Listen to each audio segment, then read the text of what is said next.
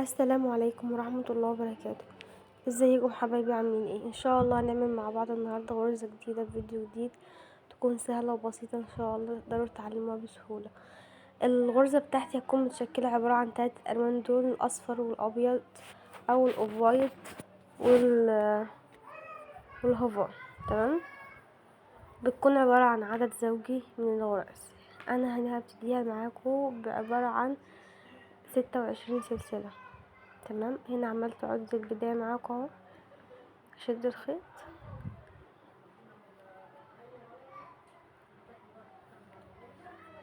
بدأت اعمل السلاسل بتاعتي لحد ما اوصل لعدد 26 سلسلة. طبعا انتوا بتعملوا العدد اللي بتحبوا تعملوه، اللي هو العدد العينة، العدد الغرزة اللي بتعملوها. تمام يعني. هنا اهو وصلت 26 سلسلة، بسيب اول سلسلتين وبدخل في التالتة بعمل حشو. تمام. بسيب اهو، هسيب اول سلسلة والتانية وبدخل في التالتة، وهبدأ ان اشتغل اول غرزة هاخد غرزة حشو اهو. تمام كده، وهكذا السلسلة اللي بعدها وهكذا. ده بيكون التسلسل بتاع الصف بتاعي كله الاول. يعني يبقى انا بسيب اول سلسلتين، بخش في السلسلة التالتة، ببدأ ان انا اعمل غرزة حشو.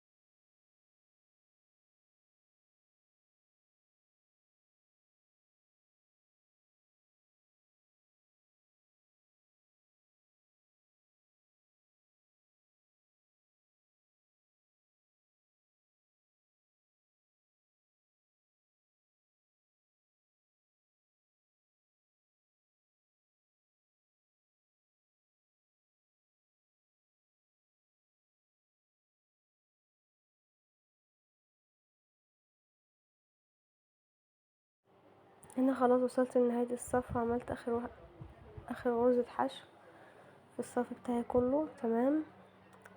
هرتفع سلسلة واقص الشغل. دي طريقة. في طريقة تانية هوريها لكم، ان انا ما اقص الشغل وازاي اواصل بلون تاني من غير ما اقص الشغل بتاعي. تمام. هنا اهو خلاص انا خلصت الصف بتاعي، برتفع سلسلة. تمام. وهبدأ اقص الشغل بتاعي واكمل بلون تاني.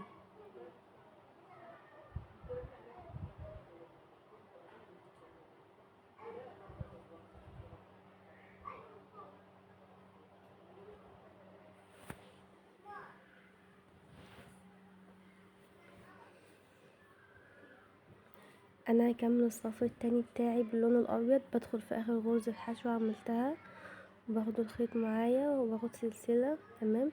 وبلف الشغل وفي نفس الفراغ بعمل حشو. بعد ما الف الشغل يبقى انا بحط الخيط الابيض بتاعي، باخده في اخر سلسلة عملتها، وبلف الشغل وفي نفس الفراغ بعمل غرزة حشو. بعد كده هاجي في السلسلة اللي بعدها على طول، هدخل فيها، هاخد لفة والتانية والتالتة، وبعد كده هاخد الرابعة واطلع من التلاتة الاولاني، عشان ده هيكون شكل الغرزة بتاعتي. وارتفع سلسلة واسيب تحتها سلسلة، وبعد كده ادخل في نفس السلسلة، اخد 3 لفات واشد الخيط كده عشان الغرزة تكون كلها مساوية بعضها في الحجم. برتفع سلسلة بعد ما اخلص، واسيب تحتها سلسلة، وبدخل في السلسلة اللي بعدها باخد 3 لفات وبخرج منهم، وهكذا.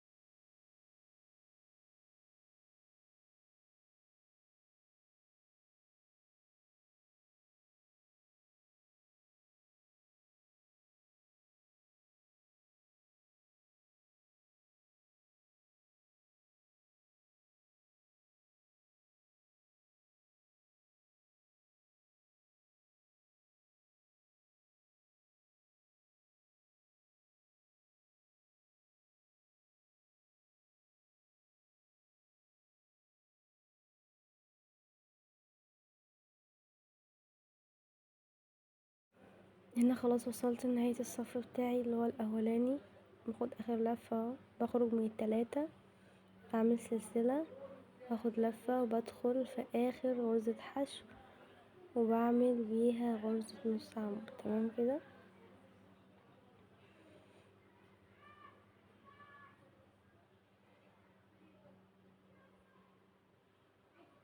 كده هبدأ اعمل اللون التالت معايا. ببدأ اهو الف الخيط زي ما انتم شايفين. تمام كده.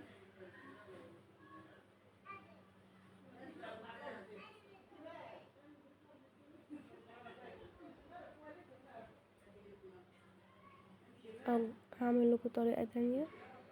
ايوه، باخد الخيط اهو، برجع اشد الخيط الابيض الاول وبمسكه في ايدي بحكمة، وبرجع اشد خيط اللافندر. تمام اهو.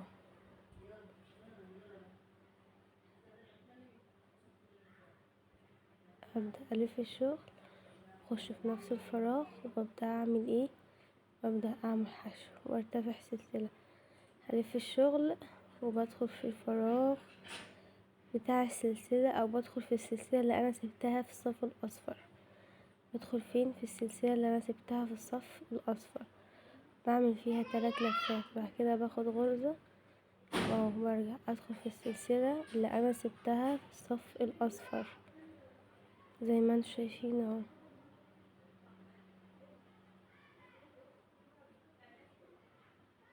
اهو بدخل في السلسلة بتاع الصف الاصفر، مش بتاع الصف الابيض خالص. تمام.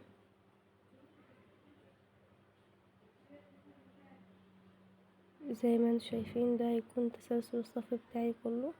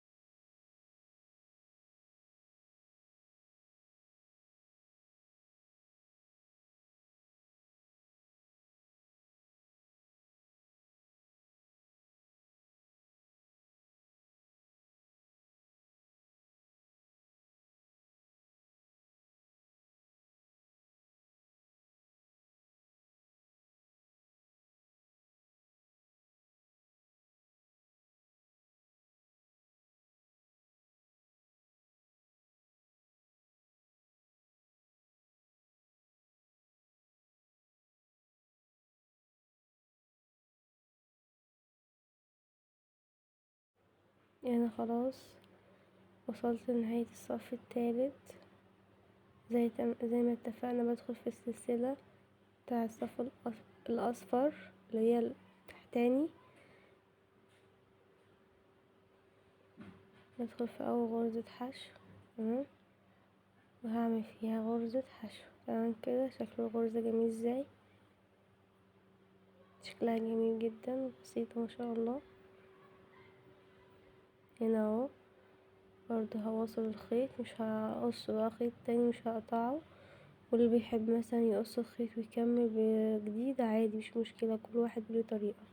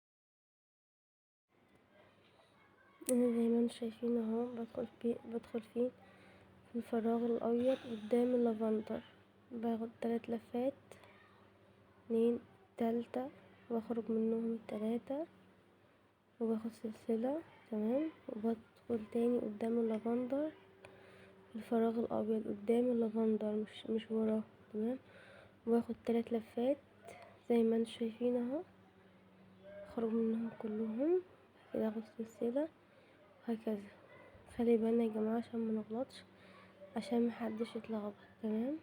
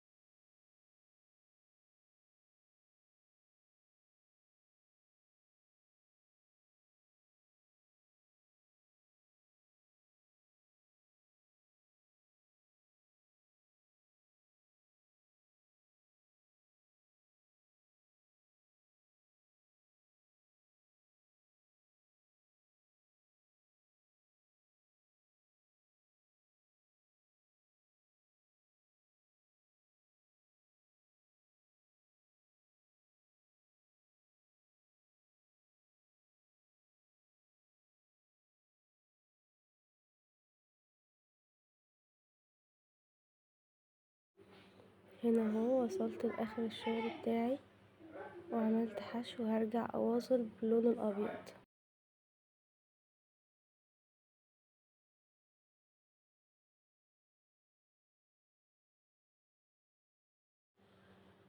هنا برجع اواصل باللون الابيض. تمام. وبدخل في الفراغ اللي قدام اللون اللافندر. تمام اهو. اهو اعمل لفة والتانية والتالتة وبخرج من التلاتة سلسلة وهكذا. بدخل في الفراغ اللي قدام قدام اللون اللافندر بتاع الصف التحتاني مش بتاع الصف الاصفر.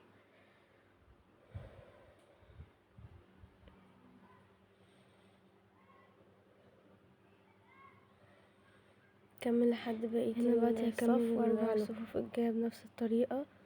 وان شاء الله تكون الغرزة عجبتكم، متنسوش تشتركوا في القناة وتفعلوا الجرس عشان يوصلكوا كل جديد. السلام عليكم ورحمة الله وبركاته.